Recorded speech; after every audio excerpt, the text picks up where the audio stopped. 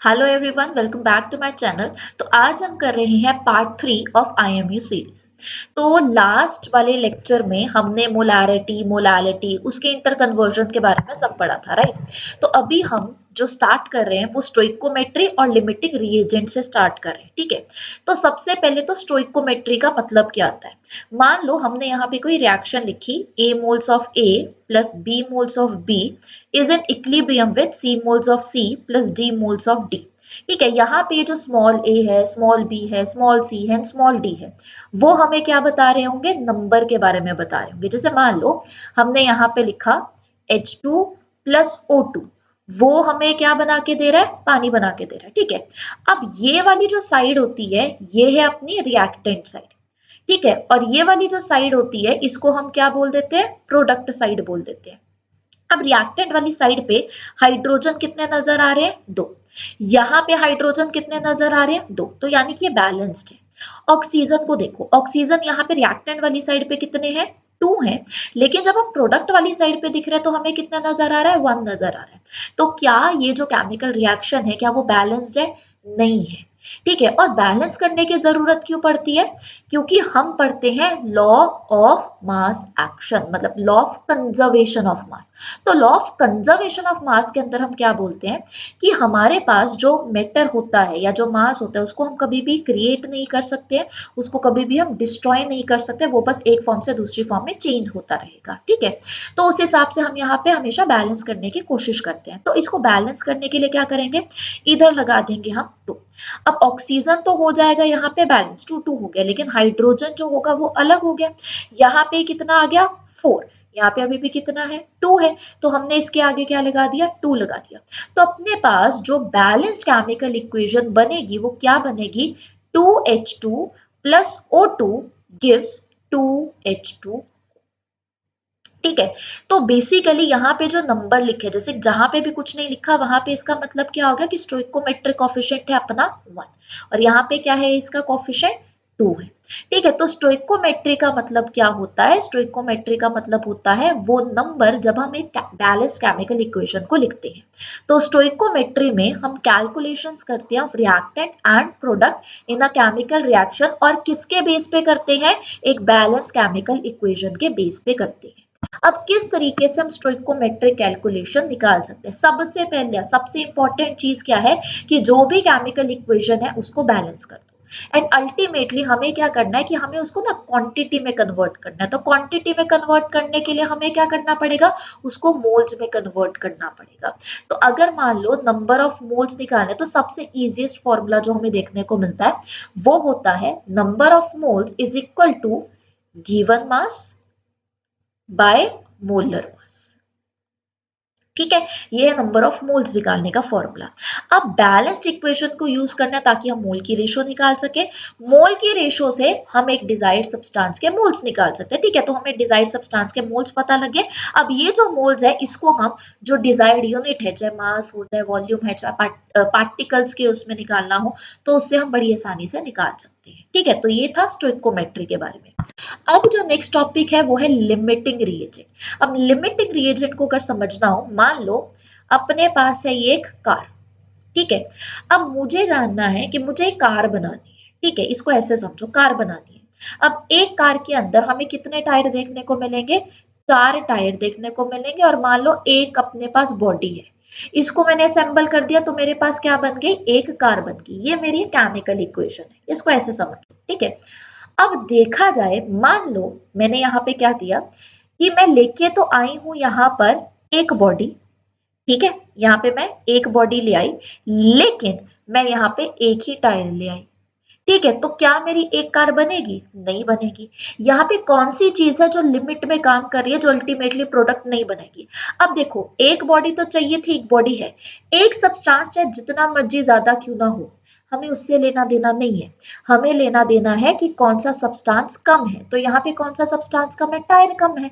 तो ये जो एक टायर है वो क्या हो गया, मेरा लिमिटिंग रिएजेंट हो गया, जो अल्टीमेटली अब प्रोडक्ट नहीं बना पाएगा। तो लिमिटिंग रिएजेंट वो रिएक्टेंट होता है जो कि एंटायरली कंज्यूम हो जाएगा रिएक्शन के अंदर, ठीक है। तो इसकी वजह से हमें देखने को मिलेगा कि प्रोडक्ट जो है वो नहीं बन पा रहा है। यानी कि अल्टीमेटली ये जो लिमिटिंग रिएजेंट है ना, वही हमें बता सकता है कि प्रोडक्ट कितना ज्यादा बनेगा, क्योंकि ये खत्म हो गया तो प्रोडक्ट भी नहीं बनेगा। तो इसको कैसे निकालते हैं? देखो, सबसे इंपॉर्टेंट चीज तो हर जगह क्या आ रही है, नंबर ऑफ मोल्स को कैलकुलेट कर दो। और मेनली क्योंकि हम यहाँ पे जो लिमिटिंग रिएजेंट के बारे में बात करें वो रिएक्टेंट के हिसाब से बात करें, तो रिएक्टेंट के नंबर ऑफ मोल्स को कैलकुलेट करो, ठीक है। और इसके लिए हमें क्या करना पड़ेगा, बैलेंस्ड इक्वेशन का यूज करना पड़ेगा, ठीक है, ताकि हम मोल की रेशो निकाल सके। एंड देन उसके बाद आइडेंटिफाई करो कि भाई कौन सा रिएक्टेंट जो है वो लिमिट में है, ठीक है, जो प्रोडक्ट नहीं बनाएगा अगर कम अमाउंट में हुआ तो, ठीक है। और फिर उसके बाद लिमिटिंग रिएजेंट का यूज करके हम कैलकुलेट कर सकते हैं अमाउंट ऑफ प्रोडक्ट फॉर्म, ठीक है। अब हम यहाँ पे थोड़ी सी बात करेंगे एटॉमिक स्ट्रक्चर्स के बारे में। सबसे पहले तो देखो, एटॉमिक स्ट्रक्चर यानी कि हम किसके बारे में बात कर रहे हैं, एटम के बारे में। तो ये जो एटम है, सबसे पहले इसकी जो थ्योरी थी वो किसने दी थी, डेल्टन ने दी थी। तो याद रखना, फर्स्ट थ्योरी एटम की किसने दी थी, डेल्टन ने दी थी। डेल्टन ने बोला था कि जो एटम्स होते हैं ये इनडिविजिबल होते हैं, इसको और नहीं तोड़ा जा सकता। लेकिन भाई बाद में सब एटॉमिक पार्टिकल्स की डिस्कवरी हुई, हमें पता लगा कि भाई इलेक्ट्रॉन भी होता है, प्रोटॉन भी होता है, न्यूट्रॉन भी होता है, राइट। तो यानी कि इसने जो बोला था वो अच्छे, सारी की सारी इसके जो पॉस्टुलेट्स थे वो ठीक नहीं थे। डेल्टन के बाद आया था इसी का स्टूडेंट जे जे थॉमसन।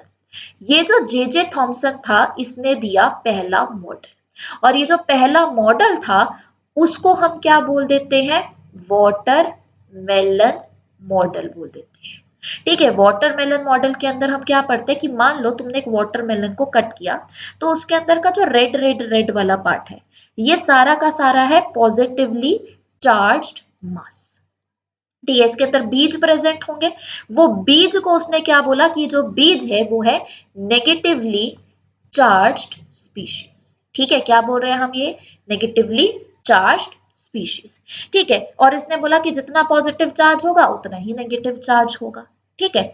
तो इसने ये बोला। फिर उसके बाद एक और साइंटिस्ट आया जिसका नाम था रदरफोर्ड। ये जो रदरफोर्ड था इसने एक एक्सपेरिमेंट परफॉर्म किया जिसका नाम था एल्फा रे स्कैटरिंग एक्सपेरिमेंट। ये जो अल्फा रे स्कैटरिंग एक्सपेरिमेंट था ये तो काफी ज्यादा सक्सेसफुल एक्सपेरिमेंट था, और इसी से पता लगा कि भाई न्यूक्लियस प्रेजेंट होता है, न्यूक्लियस में पॉजिटिव चार्ज होता है। लेकिन इसने जो अपना मॉडल बनाया था ना उसमें इसने थोड़ी सी गड़बड़ कर दी थी। इसने क्या बोला कि बीचों बीच न्यूक्लियस है और ये पॉजिटिवली चार्ज्ड है, ठीक है।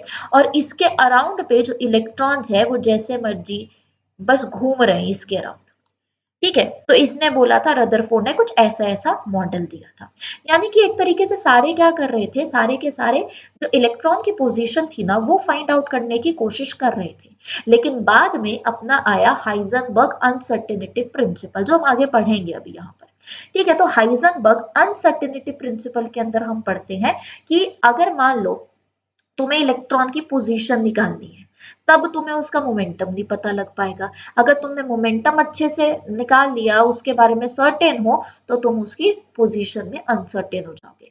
फिर उसके बाद जो अपना मॉडल आया क्वांटम मैकेनिक मॉडल एटम का, तो उसके अंदर हम ये नहीं बता रहे होते कि भाई इलेक्ट्रॉन की लोकेशन क्या होगी, हम वहां पे प्रोबेबिलिटी के बारे में बात कर रहे होते कि इलेक्ट्रॉन को हम कहाँ पे फाइंड कर सकते हैं, कहाँ पे उसकी होने की प्रोबेबिलिटी सबसे ज्यादा होगी, ठीक है। तो अभी ना हम यहाँ पे ये सारी चीजें तो कर रहे हैं स्किप, क्योंकि ऑलरेडी तुमने पढ़ा हुआ होगा, ठीक है। नहीं तो मेरी दूसरी वीडियोस में देख लेना, ये सारा का सारा कवर हो रखा है, ठीक है।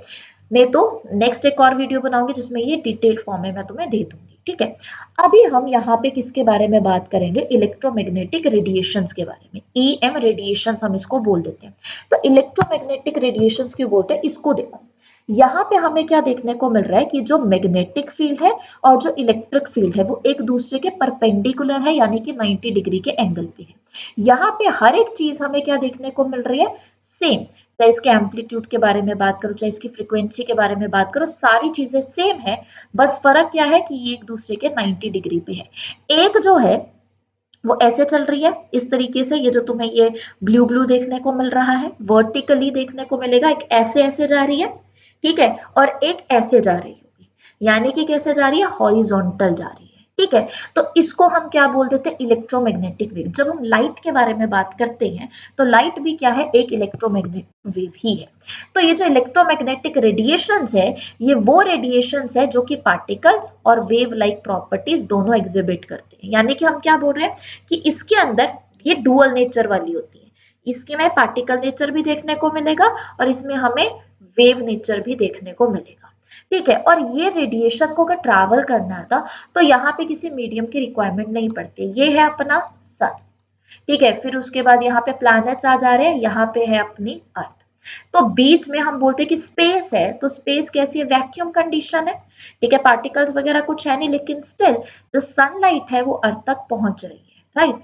तो ये जो रेडिएशंस होती हैं, इनको ट्रैवल करने के लिए या प्रोपोगेट करने के लिए किसी भी मीडियम की रिक्वायरमेंट नहीं होती है, ठीक है, ये वैक्यूम में भी मूव कर सकती है।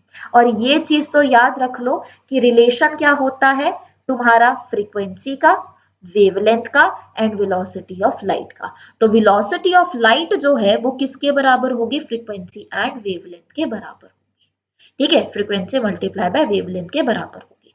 तो ये चीज थोड़ी सी यहाँ पे याद कर लेना। अब नेक्स्ट अपने पास क्या आ रहा है, प्लैंक्स क्वांटम थ्योरी। तो प्लैंक्स क्वांटम थ्योरी के हिसाब से हम बोल देते हैं कि अपने पास एक एटम या फिर कोई मॉलिक्यूल है। तो जो एटम या मॉलिक्यूल्स होते हैं वो एनर्जी को या तो एमिट कर रहे होते हैं या तो एनर्जी को एब्जॉर्ब कर रहे होते हैं। तो जो एटम्स और मॉलिक्यूल्स एनर्जी को एमिट कर रहे हैं या एब्जॉर्ब कर रहे हैं, वो किस फॉर्म में कर रहे होते हैं, डिस्क्रीट पैकेट्स ऑफ एनर्जी की फॉर्म में कर रहे होते हैं, जिसको हम बोल देते हैं क्वांटा। ठीक है, ये कौन बताता है हमें, प्लैंक्स की क्वांटम थ्योरी बताता है। अब उसके बाद हमारे पास कुछ यहाँ पे है फंडामेंटल कांस्टेंट।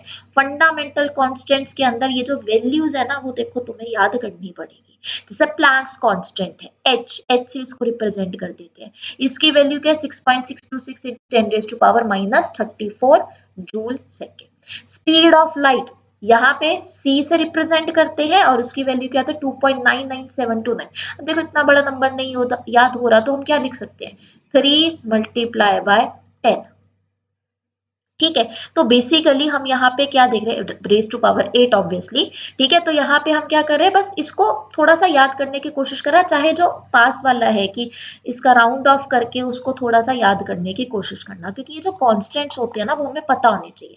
जैसे प्लैंक कॉन्स्टेंट हो गया, speed of light, mass of electron क्या है, प्रोटॉन का मास क्या है, ठीक है, इलेक्ट्रॉन यानी कि नेगेटिवली चार्ज है, प्रोटॉन यानी कि पॉजिटिवली चार्ज है, इलेक्ट्रॉन के ऊपर चार्ज कितना है, परमिटिविटी ऑफ स्पेस का कांस्टेंट, उसकी क्या वैल्यू होती है, बोल्ट्जमैन कांस्टेंट।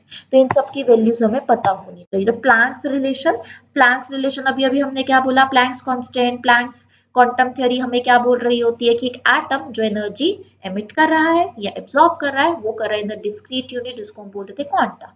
तो प्लैंक्स रिलेशन हमें पता होना चाहिए कि जो एनर्जी है वो किसके बराबर होती है, वो बराबर होती है Planck's constant multiply by frequency, ठीक है। और ये भी यहाँ पे अगर मैं इसकी बात करूँ फ्रीक्वेंसी की, तो फ्रीक्वेंसी किसके बराबर होती है, speed of light divide by wavelength. जैसे हमने थोड़ी देर पहले, अभी जैसे ऊपर फॉर्मूला देख लो, ये जो हमने अभी भी फॉर्मूला देखा था, C is equal to V वाला, यहाँ पे C is equal to lambda, ठीक है, इसको ही चेंज कर दिया बस। हम क्या बोल रहे हैं कि ये जो म्यू है वो किसके बराबर हो गया अपने पास, अल्टीमेटली C बाय लेमडा के बराबर, ठीक है। तो इसकी जगह हमने बस ये लिख दिया, तो ये बन गया अपना प्लैंक्स का रिलेशन, ठीक है।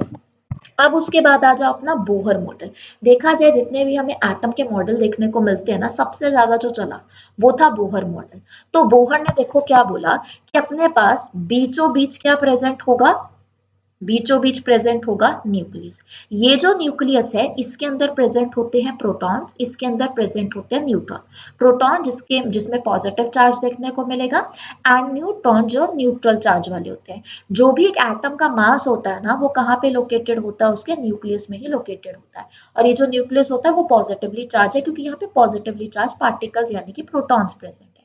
फिर उसके बाद हम यहाँ पे बोल देते हैं कि यहाँ पे कुछ सर्कुलर से पाथ प्रेजेंट होते हैं। ये जो सर्कुलर पाथ होते हैं इनको हम बोल देते हैं ऑर्बिट्स। और ये जो अपने पास ये शेल्स देखने को मिल रहे हैं, ऑर्बिट्स देखने को मिल रहे हैं, बेसिकली यहीं पे ही अपना इलेक्ट्रॉन रिसाइड कर रहा होगा। इलेक्ट्रॉन जो है वो इन दोनों पाथ के बीच में, जैसे यहाँ पे कभी भी नहीं प्रेजेंट होगा, इनके बीच में कभी नहीं होगा, वो कहाँ पे होगा, इनमें कहीं पे भी हो सकता है। ये जो मतलब सर्कुलर ऑर्बिट देखने को मिल रहा है ना, वहीं पे ही प्रेजेंट होगा। और इसको हम कैसे डिनोट कर रहे हैं, n is equal to 1, n is equal to 2, n is equal to 3। यहाँ पे n हमें क्या बता रहा होता है, प्रिंसिपल क्वांटम नंबर। तो ये जो प्रिंसिपल क्वांटम नंबर है वो बेसिकली हमें एनर्जी के बारे में बता रहा है कि जैसे जैसे तुम न्यूक्लियस से दूर जाते जा रहे हो वैसे वैसे एनर्जी बढ़ती जा रही है। देखो यहाँ 1 है, 2 है, 3 है। इसका मतलब क्या हुआ कि जैसे जैसे न्यूक्लियस से दूर जाते जा रहे हो वैसे वैसे जो एनर्जी है वो क्या होती जा रही है, बढ़ती जा रही है।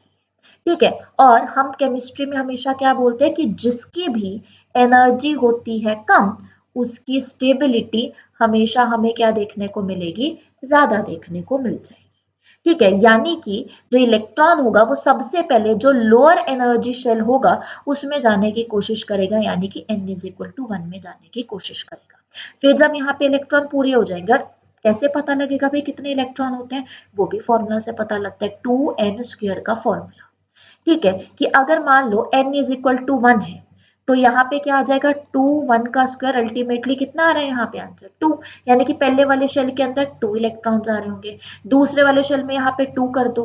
ठीक है, यहाँ पे कितना आ गया तुम्हारे पास 8 आ गया, तो नेक्स्ट वाले शेल में 8 इलेक्ट्रॉन आ सकते हैं, उसके नेक्स्ट में 18 आ सकते हैं, उसके नेक्स्ट में 32 आ सकते हैं। ठीक है, तो कैपेसिटी जो है इन शेल्स की वो तो है 2 8 18 32 इस तरीके से। लेकिन एक्चुअल में कितने इलेक्ट्रॉन एक शेल के अंदर आ सकते हैं, 8 इलेक्ट्रॉन आ सकते हैं। ठीक है, तुमने सुना होगा ऑक्टेट रूल के बारे में। तो ऑक्टेट रूल के हिसाब से जो हमारा वैलेंस इलेक्ट्रॉन है, वैलेंस इलेक्ट्रॉन का मतलब होता है जो आउटर मोस्ट शेल के अंदर इलेक्ट्रॉन प्रेजेंट है, उसमें आउटर मोस्ट शेल जो है उसको हम वैलेंस बोल देते हैं। तो वहां पे जो इलेक्ट्रॉन होंगे वो कितने होने चाहिए, 8 होने चाहिए स्टेबिलिटी के लिए। ठीक है, तो ये था हमारा बोहर मॉडल, इसको थोड़ा सा पढ़ भी लो। बोहर मॉडल के अकॉर्डिंग हम क्या बोल रहे हैं कि जो इलेक्ट्रॉन्स है ये डिफाइंड शेल्स में लोकेटेड है, डिफाइंड शेल्स में लोकेटेड है। ठीक है, जो कि सर्टेन डिस्टेंस पे है फ्रॉम द न्यूक्लियस। ये जो इलेक्ट्रॉन्स है वो इन ऑर्बिट्स के बीच में प्रेजेंट नहीं हो सकते हैं। ये जो इलेक्ट्रॉन्स है वो एनर्जी गेन कर सकते हैं। अगर मान लो यहाँ पे n इज इक्वल टू 2 पे, this is n is equal to 2, यहाँ पे कोई इलेक्ट्रॉन है, इसने अगर एनर्जी कर ली एब्जॉर्ब, तो अब इसकी एनर्जी ज्यादा हो जाएगी, तो ये यहाँ से जंप करेगा और जो हाइयर एनर्जी स्टेट है यानी कि n इज इक्वल टू 3 4 5 6 उसमें चला जाएगा। ठीक है, तो यहाँ पे जहां पे वो ऑलरेडी था उस स्टेट को हम बोल देते हैं ग्राउंड स्टेट। ठीक है, और जहां पे वो एनर्जी बढ़ने पे गया उसको हम बोलते हैं एक्साइटेड स्टेट।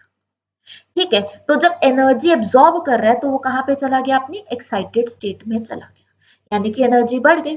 अब अगर ज्यादा एनर्जी की बात करें तो उसमें तो स्टेबिलिटी कम होती है, तो अल्टीमेटली दोबारा इलेक्ट्रॉन क्या करेगा, एनर्जी बाहर निकाल देगा, एनर्जी बाहर निकाल के दोबारा से अपने ग्राउंड स्टेट में चला जाएगा। तो हम क्या बोल रहे हैं कि जो इलेक्ट्रॉन्स है वो एनर्जी को गेन करता है और कहाँ पे चला जाएगा, हाइयर शेल में चला जाएगा, या फिर वो एनर्जी को लूज कर सकते हैं और वो अपने लोअर शेल के अंदर आ जाएंगे। तो जो इलेक्ट्रॉन्स है ये ज्यादा स्टेबल होते हैं जब वो न्यूक्लियस के ज्यादा पास हो गए, क्योंकि वहां पे एनर्जी क्या है, वहां पे एनर्जी है कम। अब मान लो मैं बोल रही हूँ कि अपना एक इलेक्ट्रॉन है वो फोर्थ शेल से, एन का मतलब क्या है, शेल। ठीक है, तो ये साइज के बारे में भी बताता है प्रिंसिपल क्वांटम नंबर। तो अल्टीमेटली अपने पास एक इलेक्ट्रॉन था जो कि फोर्थ शेल से कहाँ पे चला गया, सेकेंड शेल पे चला गया। तो मुझे यहाँ पे पता लगाना है कि यहाँ पे एनर्जी का डिफरेंस कितना आया, तो उसके लिए ये है अपना फॉर्मूला। तो difference in energy, change in energy electron के लिए। और याद रखना कि जब भी हम बोहर मॉडल के बारे में बात करते हैं ना, हम हमेशा हाइड्रोजन लाइक स्पीशीज के बारे में ही बात कर रहे होते हैं। ठीक है, किसके बारे में बात कर रहे हैं, हाइड्रोजन लाइक स्पीशीज, यानी कि हाइड्रोजन के बारे में बात कर लो। He पॉजिटिव, क्योंकि हीलियम के अंदर टोटल इलेक्ट्रॉन कितने होते हैं, 2, पॉजिटिव आया, एक इलेक्ट्रॉन निकाल दिया तो अभी कितने इलेक्ट्रॉन बचे, ओनली 1 बचा। लिथियम 2 पॉजिटिव की बात करो तो जहां पे एक ही इलेक्ट्रॉन प्रेजेंट होता है, यानी कि हाइड्रोजन या हाइड्रोजन लाइक स्पीशीज में ही हम बोहर मॉडल के बारे में पढ़ सकते हैं। तो इसकी एक लिमिटेशन थी जिसकी वजह से अपना नेक्स्ट मॉडल बना था। तो अगर मुझे एनर्जी का डिफरेंस निकालना है तो हम कैसे निकालेंगे, माइनस आर एच, और आर एच क्या है, अपना रेडबर्ग कॉन्स्टेंट है जिसको हम जूल्स में कैलकुलेट करते हैं। फिर है 1 divide by n f square, ये जो है एन एफ 2 बेसिकली वो क्या बता रहा है, फाइनल प्रिंसिपल क्वांटम नंबर, और यहाँ पे n12 क्या बता रहा है, इनिशियल प्रिंसिपल क्वांटम नंबर। ठीक है, n1 क्या है, इनिशियल प्रिंसिपल क्वांटम नंबर, उसका स्क्वायर कर दो, ये फाइनल वाला प्रिंसिपल क्वांटम नंबर, उसका स्क्वायर कर दो। ठीक है, और फिर माइनस कर दो यहाँ पे। ठीक है, तो अपने पास उस हिसाब से क्या आ जाएगी, डेल्टा ई की वैल्यू आ जाएगी। और एक और चीज, इतना तो हमें पता ही है कि जो इलेक्ट्रॉन है और प्रोटॉन है उसमें सिर्फ फर्क किसका होगा, पॉजिटिव और नेगेटिव का। इलेक्ट्रॉन में अगर नेगेटिव चार्ज है तो प्रोटॉन में हमें कैसा चार्ज देखने को मिलेगा, पॉजिटिव चार्ज देखने को। ठीक है, नेक्स्ट उसके बाद अपने पास आता है डी ब्रोगली हाइपोथेसिस। अभी अभी हमने इलेक्ट्रोमैग्नेटिक रेडिएशन यानी कि लाइट के हिसाब से क्या पढ़ा कि जो लाइट है उसका डुअल नेचर होता है, यानी कि इसमें हमें पार्टिकल लाइक नेचर भी देखने को मिल जाता है और इसमें हमें वेव लाइक नेचर भी देखने को मिल जाता है। बस इसी तरीके से जो हमारा मैटर है ना, उसका भी नेचर कैसा होता है, डुअल नेचर, यानी कि इसमें भी, मैटर में भी हमें क्या देखने को मिलेंगे, हमें देखने को मिलेंगे यहाँ पे particle like properties and wave like properties. ठीक है, मैटर क्या होता है, anything which occupy space and have मास। ठीक है, तो जैसे रेडिएशन का डुअल बिहेवियर होता है wave like and particle like, उसी तरीके से 1924 में डी ब्रोगले ने सजेस्ट किया कि मैटर के लिए भी यही चीज बिल्कुल सेम है। अब इसको कैसे समझ सकते हो, अब देखा जाए, अगर तुम सोचो इसको कि कार एक तुम्हारे पास आ रही है, क्या उसको तुम वेव लाइक मैनर में देखते हो, नहीं, तुम तो पार्टिकल के हिसाब से देख रहे हो। तो ये भाई वेव लाइक कहाँ से आ गई है थ्योरी, है ना। तो होता क्या है कि जब हम इलेक्ट्रॉन या एटम्स या सब एटॉमिक पार्टिकल्स के बारे में बात कर रहे होते हैं तो वहां पे हम पार्टिकल के हिसाब से नहीं बात करते। जब मास होता है काफी ज्यादा छोटा तब हम वेव लाइक नेचर के बारे में बात कर रहे होते हैं मैटर की। लेकिन जब मास बहुत ज्यादा बड़ा होता है तो उस टाइम पे हम पार्टिकल नेचर के बारे में बात कर रहे होते हैं। ठीक है, तो उसने स्पेसिफिकली प्रपोज किया कि जो फ्रीक्वेंसी है और वेवलेंथ है उसको हम किससे एसोसिएट कर सकते हैं, इलेक्ट्रॉन की एनर्जी और उसके मोमेंटम से एसोसिएट कर सकते हैं। तो यहाँ पे अपने पास कुछ फॉर्मूलाज आ रहे हैं कि जो फ्रीक्वेंसी है फोटोन की वो किसके बराबर होगी, energy of photon divide by Planck's constant. ठीक है, एंड जो डी ब्रोगली वेवलेंथ है वो किसके बराबर हो जाएगी, Planck's constant divide by momentum of the particle. और फोटोन के हिसाब से जब हम बात करते हैं तो हम क्या बोल रहे थे कि energy is equal to momentum into speed of light. ठीक है, तो वो किसके इक्वल हो जाएगी, फ्रीक्वेंसी एंड प्लैंक कांस्टेंट के, एंड वो किसके इक्वल हो जाएगी अपने पास, वो इक्वल हो जाएगी Planck's constant multiply by speed of light divide by wavelength. ठीक है, नेक्स्ट अपने पास जो पार्ट आ रहा है वो है हाइजेनबर्ग्स अनसर्टेनिटी प्रिंसिपल, जो अभी थोड़ी देर पहले मैंने तुम्हें थोड़ा बहुत बता दिया था। अनसर्टेनिटी का मतलब है कि हम सर्टेन नहीं है किसी चीज के ऊपर, हमें एग्जैक्ट वैल्यू का नहीं पता लग पा रहा है। तो इसने क्या बोला कि अगर मान लो हम बात यहाँ पे क्या कर रहे हैं, मास के हिसाब से बात कर रहे हैं कि अगर किसी सब्सटेंस का जो मास है वो काफी ज्यादा छोटा है, वो बहुत छोटा सा पार्टिकल है। ठीक है, तो वहां पे जैसे इलेक्ट्रॉन के बारे में हम जो मेन बात कर रहे हैं यहाँ पे, इलेक्ट्रॉन है, इलेक्ट्रॉन अब घूम रहा है एटम के अराउंड। ठीक है, अब ये घूम रहा है, ये न्यूक्लियस और ये जो इलेक्ट्रॉन है वो घूम रहा है। मान लो मुझे इस इलेक्ट्रॉन का मोमेंटम पता लग गया, मैं मोमेंटम के लिए सर्टेन हूं कि मैंने कैलकुलेट कर लिया भाई कि ये कितनी तेजी से घूम रहा है इस न्यूक्लियस के पास। तो क्या मुझे अच्छे से पता लग पाएगा कि इसकी एग्जैक्ट पोजीशन क्या है, नहीं पता लग पाएगा, है ना। अगर मुझे मोमेंटम पता है तो मैं पोजीशन के लिए अनसर्टेन हो जाऊंगी। अगर मैंने पोजीशन फाइंड आउट कर ली, क्या मुझे अच्छे से इसके मोमेंटम के बारे में पता लग पाएगा, नहीं पता लग पाएगा। और यही किसने बताया, हाइजेनबर्ग अनसर्टेनिटी प्रिंसिपल में बताया गया। ठीक है, एक कार है उसका मास बड़ा है, अगर वो घूम रही है मान लो एक राउंड अबाउट में, तो तुम्हें उसकी मोमेंटम के बारे में भी पता लग जाएगा, उसकी पोजीशन के बारे में भी पता लग जाएगा। लेकिन जिसका मास ही बहुत छोटा होता है ना, उसमें तुम या तो मोमेंटम के बारे में पता लगा सकते हो या तो पोजीशन के बारे में पता लगा सकते हो। So according to Heisenberg's uncertainty principle, हम बोलते हैं कि जो पोजीशन और मोमेंटम है इलेक्ट्रॉन का, it can not be determined simultaneously with absolute accuracy. ठीक है, तो यहाँ पे इसका एक बार फॉर्मूला देखो। ये जो डेल्टा एक्स है वो हमें क्या बता रहा है, अनसर्टेनिटी इन पोजीशन। ये हमें क्या बता रहा है, अनसर्टेनिटी इन मोमेंटम। ये या तो इक्वल होगा या तो ज्यादा होगा एस किसके, प्लैंक्स कांस्टेंट डिवाइड बाय 4 पाई। ठीक है, बस हमने इसको फिर नीचे थोड़ा थोड़ा चेंज करके लिख दिया, बट मेन जो अपना फॉर्मूला बनता है वो ये वाला। ठीक है, तो एक तरीके से अपनी फंडामेंटल लिमिट होती है कि कितने प्रिसाइसली हम पोजीशन या वेलोसिटी साइमल्टेनियसली जान सकते हैं, और वही हमें हाइजेनबर्ग अनसर्टेनिटी प्रिंसिपल बता रहा हूं। नेक्स्ट हम यहाँ पे पढ़ रहे हैं ऑफ बॉस प्रिंसिपल। तो ऑफ बॉ प्रिंसिपल के हिसाब से हम देखो क्या बोल रहे होते हैं कि जैसे मान लो अगर मुझे बताना है हाइड्रोजन, हाइड्रोजन की इलेक्ट्रॉनिक कॉन्फ़िगरेशन क्या है, हाइड्रोजन का जो एटॉमिक नंबर होता है वो को क्या होता है 1, इसके अंदर इलेक्ट्रॉन भी कितने प्रेजेंट होंगे 1। तो हम बोलते हैं कि ये 1s1 आ जाएगा। एस के अंदर टोटल इलेक्ट्रॉन आ जाते हैं अपने 2। पी के अंदर जो टोटल, डब्बों के हिसाब से भी बात करते हैं, डब्बे यानी ऑर्बिटल। ठीक है, ये चीज याद रखना। तो एक डब्बा है, एक डब्बे के अंदर 2 इलेक्ट्रॉन आ सकते हैं। ठीक है, पी और बाई, पी के बारे में बात करो तो यहाँ पे 3 डब्बे आएंगे, 3 डब्बे का मतलब 6 इलेक्ट्रॉन आ सकते हैं। ठीक है, डबल डबल कर दो। एस पी, फिर आता है डी। डी के अंदर हमें देखने को मिलते हैं 5 डब्बे, और 5 डब्बों के अंदर टोटल इलेक्ट्रॉन कितने आ जाएंगे 10, और एफ के अंदर आते हैं हमारे 7, 1 2 3 4 5 6 एंड 7।